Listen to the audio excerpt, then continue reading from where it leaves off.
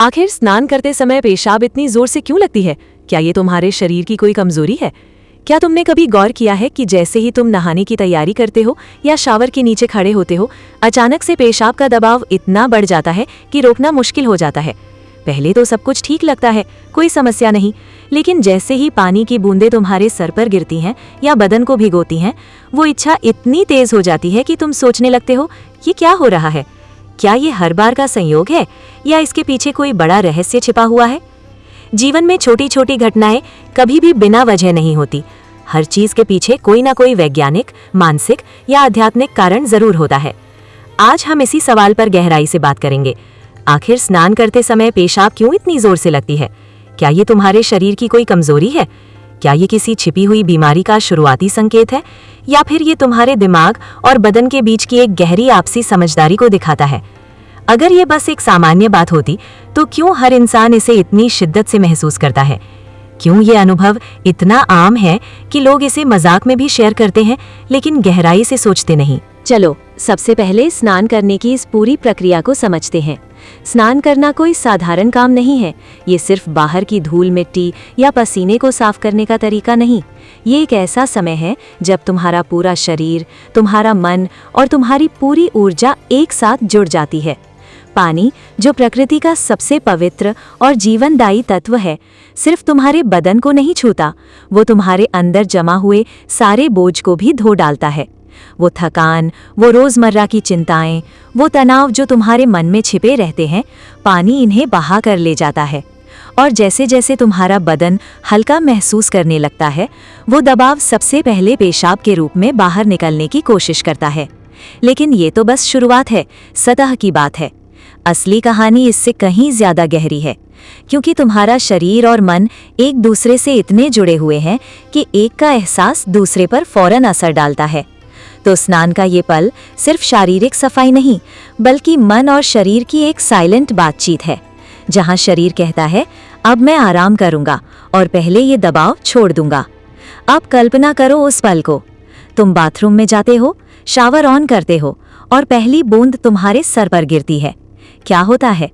तुम्हारी त्वचा के हर रोम छिद्र में एक तरह की सिहरन दौड़ जाती है। तुम्हारी नसें, जो पूरे दिन की भागदौड़ में तनी हुई थीं, अचानक सक्रिय हो जाती हैं। अगर पानी ठंडा है तो वो ठंडक का झटका दिमाग को सिग्नल भेजता है, अब रिलैक्स होने का समय है, कुछ छोड़ने का वक्त है। और अगर पानी गर्म है तो वो गर्माहट से मांसपेशियां ढीली पड़ जाती हैं और दिमाग फिर वही सिग्नल देता है। ये सिग्नल सबसे पहले मूत्राशय तक पहुंचता है, जो पेशाब को स्टोर करता है। लेकिन सवाल ये है कि अगर ये सिर्फ ठंडे पानी का असर होता तो गर्म पानी से स्नान में क्यों होता? अगर ये सिर्फ मूत्राशय की वजह से होता तो नहाने से ठीक पहले क्यों नहीं लगता? और पानी गिरते ही अचानक इतना जोर क्यों आता है? यही वो रहस्य है जो लोगों को हैरान करता है। दरअसल जैसे ही तुम स्नान शुरू करते हो, तुम्हारा शरीर एक रिलैक्सेशन मोड में चला जाता है। ये मोड वो है जहां बदन पूरे दिन की टेंशन को रिलीज करना शुरू करता है, और रिलीज का सबसे आसान तरीका पेशाब है, क्योंकि ये एक प्राकृतिक तरीका है दबाव कम करने का। कभी कभी ये दबाव गहरी सांसों से निकलता है, कभी पसीने से, लेकिन स्नान में पानी की वजह से पेशाब सबसे पहले आता है। एक उदाहरण लो। सोचो, तुम गर्मियों की दोपहर में घर आते हो, पसीने से तरबतर। तुम ठंडे पानी से स्नान करने बैठते हो। पहला छींटा पड़ते ही बदन में एक झटका लगता है, जैसे बिजली का करंट। उस झटके में बदन कुछ सेकंड के लिए अपना कंट्रोल खो देता है और उसी में पेशाब की इच्छा जाग जाती है। क्यों? क्योंकि वो झटका तुम्हारे नर्वस सिस्टम को जगाता है और नर्वस सिस्टम मूत्राशय को कहता है, अब छोड़ दो जो जमा है। अब ये हर किसी के साथ होता है? हाँ, लगभग हर इंसान ने इसे महसूस किया है, लेकिन कुछ लोग इसे नजरअंदाज कर देते हैं, कहते हैं अरे क्या फर्क पड़ता है, जबकि कुछ लोग सोचने लगते हैं इसके पीछे क्या राज है। और जो सोचता है वो जीवन के बड़े सबकों को समझने लगता है, क्योंकि यहाँ एक बारीक बात है, पानी और पेशाब दोनों पानी के ही रूप हैं। पानी का तत्व एक है। जब बाहर का पानी तुम्हारे बदन को छूता है तो अंदर का पानी, जो पेशाब में है, भी हिलोरे मारने लगता है। ये प्रकृति का बैलेंस है, जैसे कोई कंपन या रेजोनेंस। तुम्हारा बदन और प्रकृति एक दूसरे के आईने हैं। जो बाहर होता है वो अंदर भी प्रतिबिंबित होता है। तो बाहरी पानी छूते ही अंदर का पानी बाहर आने को बेकरार हो जाता है। लेकिन क्या ये सिर्फ शारीरिक बात है? नहीं, इसके पीछे मनोविज्ञान भी है। मनोविज्ञान कहता है कि हमारा मन और शरीर इतने गहराई से जुड़े हैं कि एक की हालत दूसरे को प्रभावित करती है। जैसे ही मन को सुकून मिलता है, जैसे स्नान के समय शरीर भी रिहाई चाहता है। इसे कैथारसिस कहते हैं, मतलब शुद्धिकरण। एक और उदाहरण, जब तुम बहुत दुखी हो और रोते हो तो रोने से पहले मन भारी लगता है, लेकिन रोने के बाद हल्का हो जाता है। ठीक वैसा ही स्नान में पेशाब लगने से होता है। ये एक तरह की आंतरिक सफाई है। स्नान तुम्हें तरोताजा करता है, क्योंकि ये सुकून और नई ऊर्जा दोनों लाता है। अब सोचो, हमारा जीवन कितने दबावों से भरा है। काम का स्ट्रेस, परिवार की चिंताएं, पैसे की टेंशन, रिश्तों का बोझ, डर, गुस्सा, लालच, ये सब अंदर जमा रहते हैं। स्नान करते समय पानी सिर्फ बाहर की गंदगी नहीं धोता, वो इन मानसिक दबावों को भी पिघला देता है।